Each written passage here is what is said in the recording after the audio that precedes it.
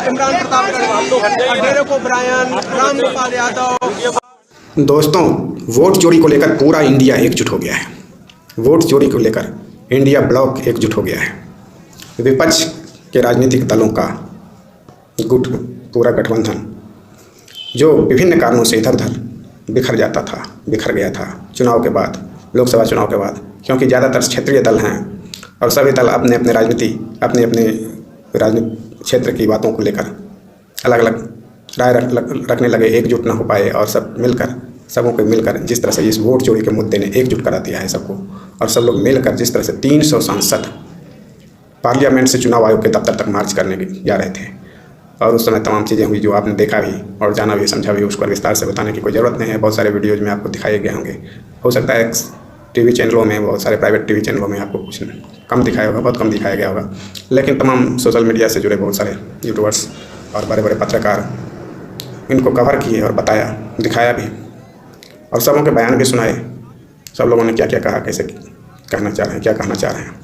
Vote चोरी एक बहुत बड़ा मामला है, सबसे संवेदनशील मामला है। चुनाव आयोग जैसे संवैधानिक संस्था पर कड़े प्रहार करता है, बड़े सवाल उठाता है, संदेह से भर देता है लोगों को कि क्या वास्तव में वोट चोरी हुई है, क्या हम लोग जिसे मतदान करते हैं उसे गिना भी जाता है, या बोगस वोटिंग के जरिए, फर्जी मतदान के जरिए मतदाता सूची में फर्जी वोटरों को जोड़कर नए डुप्लीकेट्स वोटर्स और तमाम तरीके से उनकी संख्या बढ़ाकर और उनके नाम पर मतदान करवा लिए जाते हैं, ईवीएम में मतदान फीड कर दिए जाते हैं किसी समय जब मौका मिलता है, शाम में, देर शाम।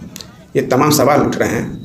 वीडियोग्राफी एक सबूत हो सकता था जिसे नहीं दिया जा रहा है, और निश्चित है ये इन सभी बातों को लेकर। और फिर शरद पवार जी ने क्या कहा कि उनके साथ भी ऐसी बात हो रही थी जिससे लगा कि चुनाव आयोग से जुड़े लोग भी हो सकते हैं जो चुनाव जिताने के ठेका लेने में लगे हों। ऐसे टेंडर और ऐसे ठेकेदार अगर चुनाव के दौरान एक्टिव होकर और चुनाव आयोग से साँठ-गाँठ करके किसी राजनीतिक दल को फायदा दिलाने में अगर जुटे हुए हैं, तो इस पूरे मामले की बहुत गहन तरीके से जांच की जानी चाहिए, और जहां तक संभव हो सबों को इस दायरे में लाना चाहिए, सभी राजनीतिक दलों, चुनाव आयोग से जुड़े लोग और उस समय जो व्यवस्था से जुड़े लोग रहते हैं, क्योंकि ये किसी देश की लोकतंत्र की जड़ पर प्रहार है। जड़ को कुरेदने का काम है, जड़ को काटने का काम है। और अगर ऐसा कोई काम, ऐसा कोई षड्यंत्र, ऐसी कोई साजिश, ऐसा कोई प्रयास वर्तमान सत्तारूढ़ पार्टियों ने, उनके दल की तरफ से और चुनाव आयोग जैसी संवैधानिक संस्था की ओर से किया गया है, बेहद खतरनाक स्थिति है। लोकतंत्र खतरे में है, संविधान खतरे में है, और इसलिए सबों को इसके बारे में पूरी तरह से स्पष्टता के साथ जवाब मिलना चाहिए। अगर ऐसा करने में नाकामी होती है तो हम सभी समझ जा सकते हैं कि वास्तव में बहुत बड़ा खेल हुआ है। चुनाव में बहुत बड़ा खेल होता है, और ये महाखेल में चुनाव आयोग जैसी संवैधानिक संस्था भी शामिल हो जाती है।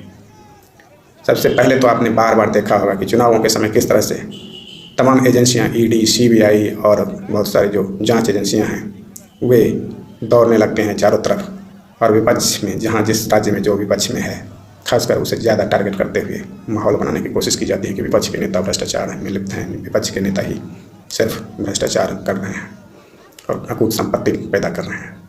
लेकिन और इन सब तमाम चीज़ों के बाद भी अगर उन्हें संतुष्टि नहीं मिलती है, सत्तारूढ़ गठबंधन को लगता नहीं है कि हमारे पक्ष में माहौल बना है, हमें जनता पर भरोसा है, या हम जनता पर छोड़ देते हैं जनता क्या सोचती है, उसके बाद भी उन्हें विश्वास नहीं, भरोसा नहीं होता, और अपने काम अगर कुछ करते भी हैं तो लगता नहीं है कि हमने कुछ किया है। वास्तव में कोई कुछ करता भी नहीं है ठोस, और इसीलिए उसे हर समय ये सताता रहता है कि जनता की अदालत में जाने फैसला क्या होगा।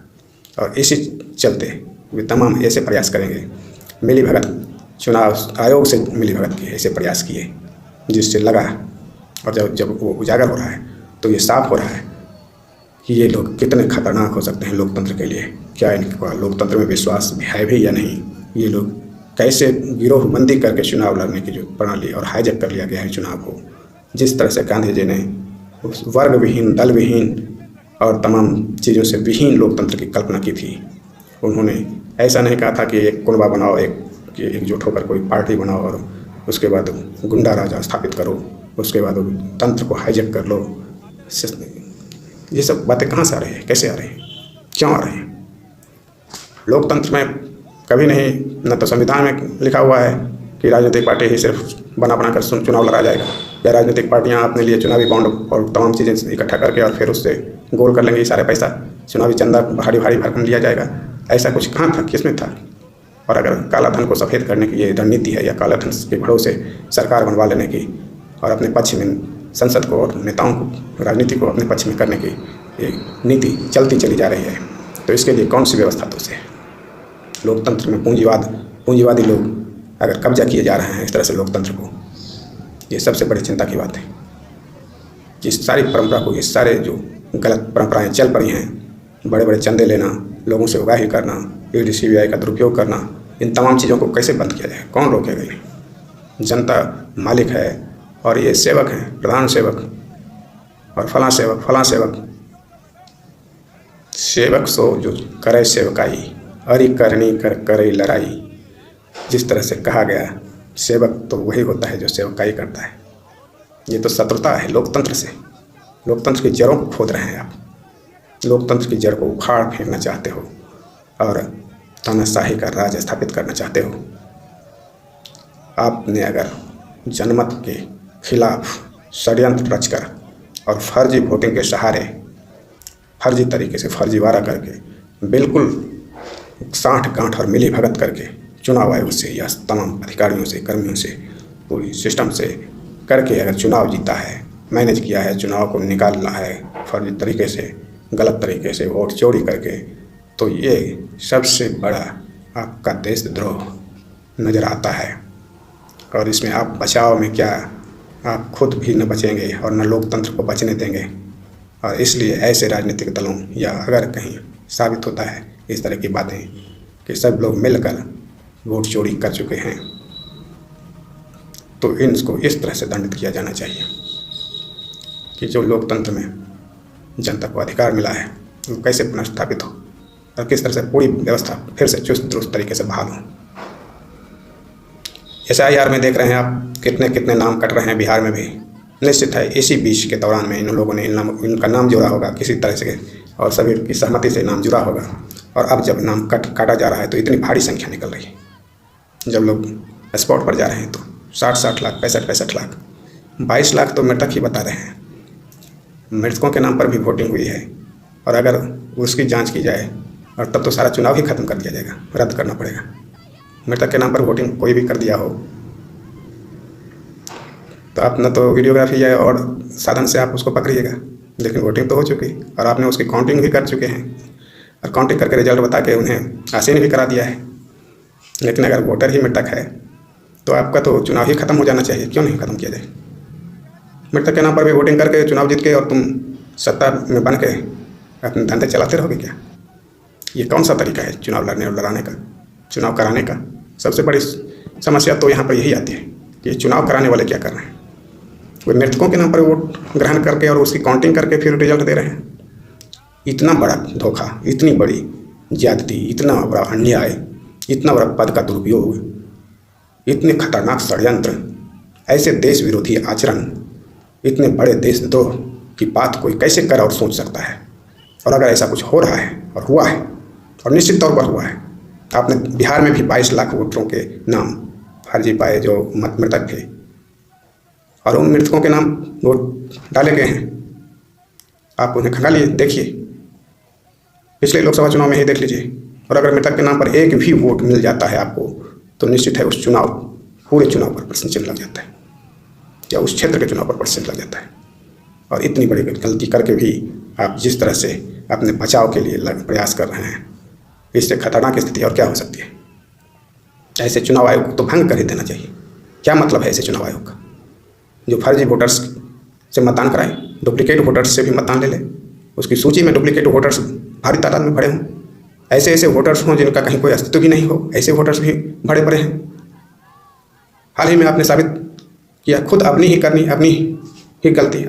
गलती जब निकालने लगे तो 60-65 लाख लोग, सिर्फ 8 करोड़ में, 7 करोड़ में, 9 करोड़ में 65 लाख, ये 10% लोग इस तरह से निकल रहे हैं जिनका कहीं कोई आता पता नहीं है। और वहाँ तो कर्नाटका में जो दिखाया गया है 6.5 लाख वोटर्स में से 1 लाख वोटर ही बोगस ही हैं, फर्जी ही हैं, डुप्लीकेट्स ही हैं, बिना पते के हैं, गलत पते के हैं, जिनका कहीं कोई है ही नहीं, है ही नाम नहीं, नाम भी है या नहीं उनका, न कोई नाम लेवा है, न कोई जानलेवा है, न कोई जानता है। ये कौन सा तरीका चल रहा है, ये कौन सा खेल चल रहा है, ये कौन सी व्यवस्था है, ये कौन सा तरीका है, इसे कौन रोकेगा? इसे आम जनता को देखना होगा, सोचना होगा, समझना होगा। आम लोगों को एकजुट होकर इस पूरी व्यवस्था को इस तरह से सुधारने के लिए तमाचा जड़ना होगा। चुनाव आयोग होश में आ जाए, चुनाव आयोग अपनी पूरी व्यवस्था को चुस्त दुरुस्त करे। नागरिकता का उन्हें अगर चाहिए तो गृह मंत्रालय से सिफारिश करके नागरिकता की सूची बनवाए। अगर उन्हें सिर्फ नागरिक को ही मतदान कराने की बाध्यता है, उनके पास अगर सब है तो वो पहले नागरिकता सूची तैयार करवाएं और फिर उन नागरिकों के वोटर कार्ड बनाएं। इस तरह से आनन फानन में आप 1 महीने के अंदर मांगिएगा सबों को प्रमाण पत्र, और जो नहीं दे पाएंगे उनका नाम हटा दीजिएगा, जो फॉर्म न भर पाएंगे उनका नाम हटा दीजिएगा। ये कौन सी तरीका है, ये कौन सी व्यवस्था है? बहुत सारे लोग इनमें जो इन्होंने नाम सूची में से हटाया है, इनमें बहुत सारे लोग मौजूद हैं, उसी पते पर मौजूद हैं, और चूँकि वे संसाधन युक्त नहीं हैं, चूँकि वे सक्षम नहीं हैं, चूँकि वे गरीब तबके से हैं, चूँकि वे वंचित वर्ग से हैं, चूँकि वे इनके तमाम जाल को देख समझ और पहुँच नहीं पा रहे हैं, इसलिए उनका नाम हटाया जा रहा है। इसलिए उनके नाम को हटा कर ये चुप बैठे हैं। और अगर आपने किसी का नाम हटाया है तो उनके बारे में जब तक आप बताइएगा नहीं, तब तक उन्हें कैसे पता चलेगा कि मेरा नाम हटाया गया है? ये तो सोच रहे हैं हमने फॉर्म जमा कर दिया, हमने फॉर्म BLA को दे दिया, हमने फॉर्म BLO को दे दिया, हमने अपना फॉर्म जमा कर दिया है। अब हर समय कोई आप ही के सिर्फ चुनाव आयोग और वोटर कार्ड बनवाना ही ज़िंदगी का मकसद बन गया है लोगों का क्या? जो सारे धंधे छोड़कर लोग इसी में लगे रहेंगे कि कब वोटर कार्ड का ड्राफ्ट आएगा, कब वोटर लिस्ट आएगा, और कैसे हम वोटर ड्राफ्ट में अपने नाम का देखेंगे कि कहाँ है नाम, है कि नहीं, और नहीं है तो हम फिर कौन सा तरीका क्या आजमाएँ, कहाँ जाएँ, कैसे जाएँ, कोर्ट में जाएँ, BLO के पास जाएँ, चुनाव आयोग के पास जाएँ, कहाँ कैसे पहुँचें। ये पूरा घन चक्कर जो इस चक्रव्यूह बनाया और जिस तरह से चलाया जा रहा है, एक तरह से सबों को अस्त व्यस्त कर दिया है, सबों को परेशान करके रख दिया है। इस देश में वोटर होना, इस देश का नागरिक होना, ऐसा लगने लगा है कि यहाँ का नागरिक होना कोई गुनाह है। अगर आपके पास जन्म प्रमाण पत्र नहीं है तो आप यहाँ के नागरिक नहीं हैं। अगर आपके पास जाति प्रमाण पत्र नहीं है तो आप यहाँ के नागरिक नहीं हैं। अगर आपके पास पासपोर्ट नहीं है तो आप यहाँ के नागरिक नहीं हैं। अगर आपके पास कोई सरकारी नौकरी नहीं है और पहचान पत्र नहीं है तो आप यहाँ के नागरिक नहीं हैं। ये जो 11 दस्तावेज आपने मांगे हैं, कौन से दस्तावेज हैं जो लोगों के जीवन यापन के लिए, जान बचाने के लिए ज़रूरी है, जिंदा रहने के लिए ज़रूरी है, जो वो खुद बनवाही के ही रखेंगे? क्यों बनवाएंगे? किसी को जाति प्रमाण पत्र क्यों जरूरत पड़ती है? अगर वो पढ़ा लिखा होता है, कहीं नौकरी लेना पड़ता है, कहीं आरक्षण का लाभ लेना पड़ता है, तो जाति प्रमाण पत्र क्यों बनवाए? जाति प्रमाण पत्र अगर वो पढ़ने में अच्छा है, सक्षम है, आर्थिक रूप से समृद्ध है, क्यों बनवाएगा जाति प्रमाण पत्र? जनरल कोटा से बहाल होगा, जाएगा, भरेगा। अगर उसको पढ़ना नहीं है, बहुत सारे लोग हैं अलग अलग काम कर रहे हैं, क्यों जाति प्रमाण पत्र बनवाए? अगर नहीं बनवाएगा तो कैसे नागरिक आपको साबित करके दिखाएगा कि हम नागरिक हैं? कौन सा प्रमाण पत्र आपने उसके लिए छोड़ा है? और ऐसे ही तादाद अशिक्षित बेरोजगारों की तादाद तो सबसे ज़्यादा है। जब उनके पास क्यों प्रमाण पत्र रहेगा? उनके पास क्यों मैट्रिक का और किसी स्कूल का प्रमाण पत्र क्यों होगा? और अगर नहीं होगा तो क्या आप उनको वोटर बनाने में भाग जाएंगे पीछे? और अगर वो मनरेगा के तहत काम नहीं कर रहे हैं, मनरेगा कार्ड नहीं है, कोई दूसरा काम कर रहे हैं, किसानी कर रहे हैं, खेती कर रहे हैं, ठेला लगा रहे हैं, तरह तरह के काम हैं, पकौड़े बेच रहे हैं, इसको भी अपने रोजगार बहुत सारा दर्जा दिया जा रहा है, और तरह तरह के काम लोग कर रहे हैं, तो उनके पास उसी से संबंधित कागजात होंगे। अगर आपको सिर्फ नागरिकता के लिए इतनी मारामारी कर रहे हैं तो नागरिकता 1 मिनट में आप तय करके किसी को गैर नागरिक घोषित कर दीजिएगा और उनके ड्राफ्ट सूची से नाम हटा दीजिएगा, उनका नाम शामिल नहीं कीजिएगा। आपको तो नागरिकता के लिए गृह मंत्रालय से कहना चाहिए कि आप नागरिकों की सूची दो, जो बिहार में रह रहे नागरिकों की सूची दो, हम उससे वोटर लिस्ट तैयार करेंगे। महाराष्ट्र में रह रहे नागरिकों की सूची दो, 18 से ऊपर वालों का हम वोटर लिस्ट तैयार करेंगे। नागरिक होने के लिए तो 18 साल के होने की जरूरत है नहीं, लेकिन नागरिकता के लिए तो मंत्रालय है बना हुआ, तो नागरिकता तय करके दे देगा आपको। उसके बाद आप उसका वोटर कार्ड बनाते रहिए, उसका जो कार्ड बनाना है बनाइए, न बनाना है न बनाइए, कोई लाभ देना है दीजिए, न देना है न दीजिए। लेकिन आप एक एक इस तरह का, चुनाव आयोग कहेगा हम हमारे सामने नागरिकता तय करो, आधार आयोग कहेगा कि मेरे सामने भी नागरिकता तय करो, बैंक कहेगा हमारे सामने नागरिकता तय करो, दिखाओ बताओ। इस तरह अलग अलग लोग, राशन कार्ड का डिपार्टमेंट कहेगा मेरे सामने भी नागरिकता तय करो, डीएल वाला भी डिपार्टमेंट। ये एक साजिश है लोगों को परेशान करने का, तंग तबाह करने का, वोटबंदी करने का, नोटबंदी की तरह वोटबंदी करने का। अगर आपके पास खाता नहीं है तो नोटबंदी के समय आपका पैसा जमा नहीं होगा, बदलेगा नहीं। अगर आपके पास नागरिकता का कोई वैध प्रमाण पत्र नहीं है तो आपका वोटर कार्ड नहीं बनेगा। ये वोटबंदी हुई, इस तरह की वोटबंदी। जबकि संविधान ने कहा है कि 18 वर्ष की उम्र होते ही देश का कोई भी नागरिक मतदाता बन जाता है, उसे मताधिकार मिल जाता है, चाहे वह किसी भी किसी भी प्रदेश का हो, किसी भी जन्म स्थान का हो, भारत के अंदर उसका जन्म हुआ हो, कम से कम इतना तो। लेकिन प्रमाण पत्र कागजात से तय करिएगा कि मेरा भारत के अंदर जन्म हुआ कि नहीं,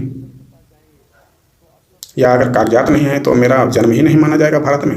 जितने समय से पले बढ़े और सारे कारोबार कर रहे हैं, खेती किसानी कर रहे हैं लोग, तरह तरह के काम कर रहे हैं, उनको क्या ज़रूरत है किसी प्रमाण पत्र की। अगर उन्हें कोई सरकारी योजनाओं का लाभ लेना होता है तो लोग जाते हैं, आधार कार्ड बनवाते हैं, वोटर कार्ड या राशन कार्ड बनवाते हैं, ड्राइविंग लाइसेंस बनवाते हैं। ज़रूरत होती है तो बनवाते हैं, नहीं ज़रूरत है सब लोग ड्राइविंग लाइसेंस बनवा के क्या करेगा, सब लोग राशन कार्ड में नाम चढ़वा के क्या करेगा। अगर उसे राशन लेने की ज़रूरत है और राशन तो सबों को नहीं दिया जा रहा है तो क्यों राशन कार्ड बनवाएंगे। आधार कार्ड जहाँ जहाँ मांगा जा रहा है तो उसके हिसाब से ही लोग सोचेंगे। तो निश्चित है इस तरह से अगर कहा जाएगा। और वोटर कार्ड तो 18 से ऊपर के सभी लोग नागरिकों को बनाना है, खुद तो बनवा नहीं लगेंगे कि हम जाके अपना बनवा लिए ज़बरदस्ती कि मेरा भाई आधार कार्ड बनाओ, कागजात दे रहे हैं। वोटर कार्ड तो बनाने की है, चुनाव आयोग के पास है, बनाने का पूरा सिस्टम मौजूद है। वो खुद जाकर और इतने सारे BLO अपॉइंट करके जो दशकों से ये प्रक्रिया चला रहे हैं और लोगों को जोड़ रहे हैं। अगर गलत नाम जोड़ दिया गया, अगर गलत भारी संख्या में अगर गलत नाम, पते और लोगों के नाम जोड़े गए तो कब जोड़े गए, किन के द्वारा जोड़े गए, कहाँ गलती हुई।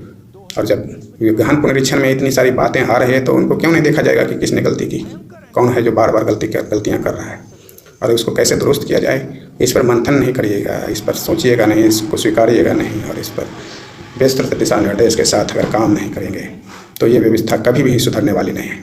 न कभी सुधरेगी, न कभी सुधरोगे, न कभी सुधरने दोगे, न कभी सुधार होगा। और ऐसी प्रणाली, ऐसा रवैया, ऐसा तरीका, ऐसा चाल ढाल चुनाव आयोग और उनसे जुड़े लोगों का दिख रहा है, जो उनके पुरोधा सब बैठे हुए हैं उनका दिख रहा है ऐसा तौर तरीका, जिससे लग रहा है कि वो सिर्फ खेलों में ही खेल करते चले जाएंगे।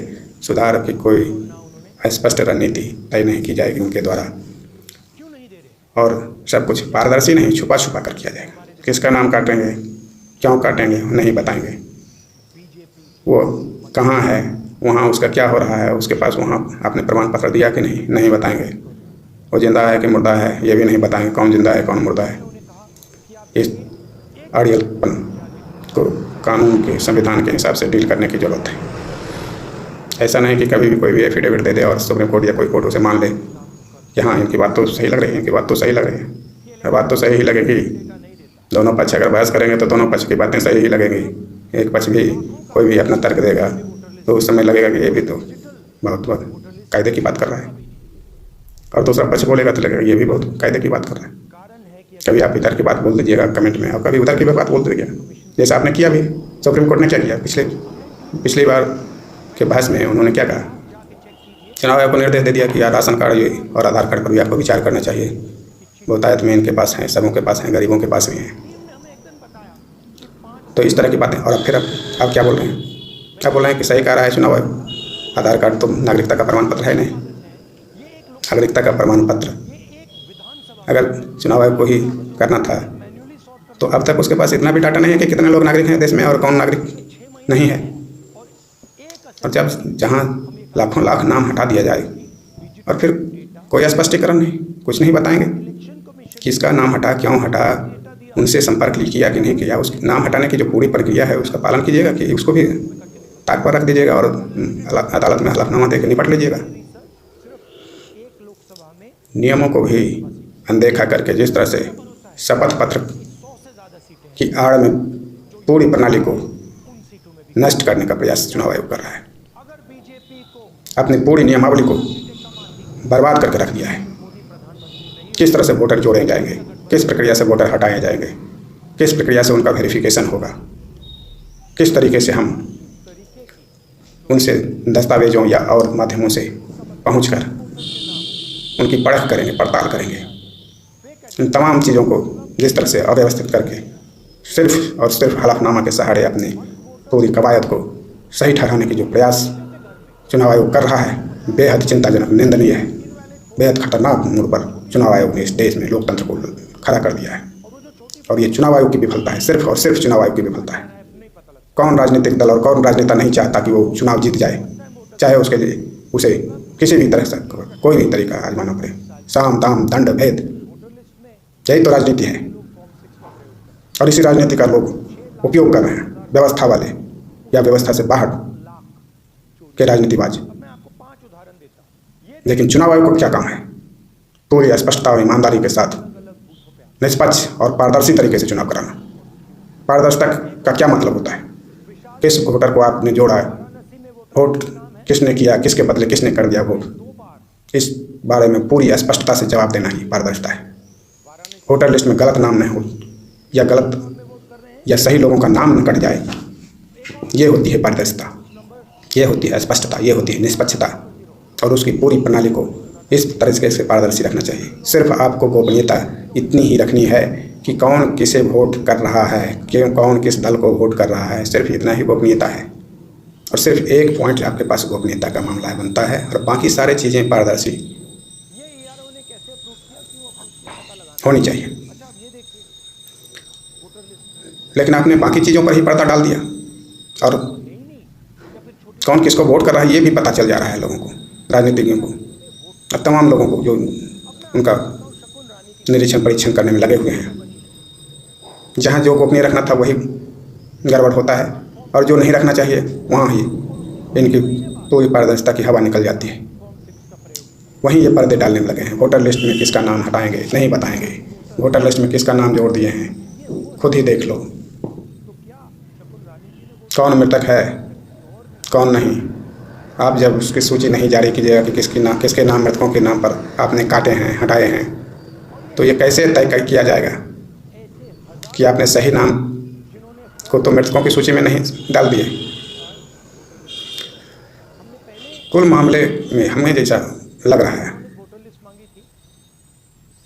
सुप्रीम कोर्ट से भी कुछ खास निकलने वाला नहीं है इस मामले में।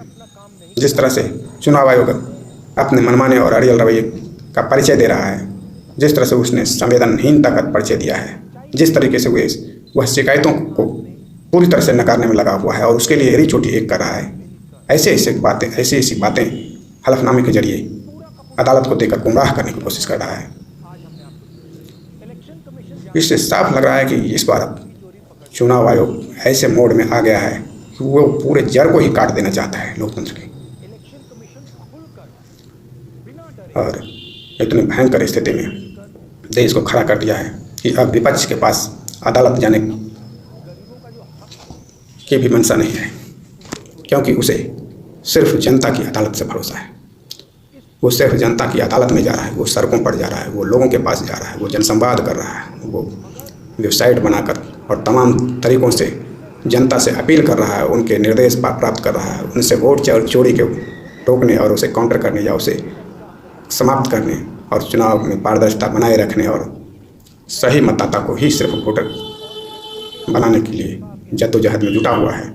और इसके लिए वो किसी अदालत में नहीं जाकर सिर्फ जनता की अदालत में चला गया है, जा रहा है, क्योंकि लोकतंत्र में जनता ही मालिक है, लोकतंत्र में जनता ही सर्वोपरि है। भारतीय संविधान के हिसाब हम भारत के लोग इन तमाम चीज़ों को आत्मार्पित करते हैं, आत्मसात करते हैं।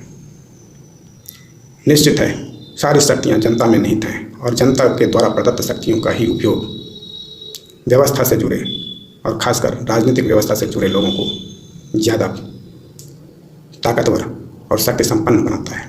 और इसी पावर का अगर वे बेजा इस्तेमाल करने लगे और जनता के अधिकारों पर ही कुठाराघात करने लगे हैं जनता को ही दोषी ठहराने लगे। करेंगे अपनी मनमानी, कहेंगे जनता ने हमें वोट दिया, हमें जनता का समर्थन है। बात बात पर विपक्ष के लोगों को क्या आसमान से टपका दिया गया है। और जब इतनी तादाद में 300 सांसद, लोकसभा और राज्यसभा मिलाकर कितने सांसद होते हैं? 543 और 250, 527 और 43 और 50, 93, 793, 95 बस। और उसमें से 300 सांसद सड़क पर हैं। और सबों के रुख और सबों के बयान और सबों के अंदाज देखकर जनता को पूरा भरोसा हो गया है कि ये चुनाव वोट चोरी करके जीता गया है।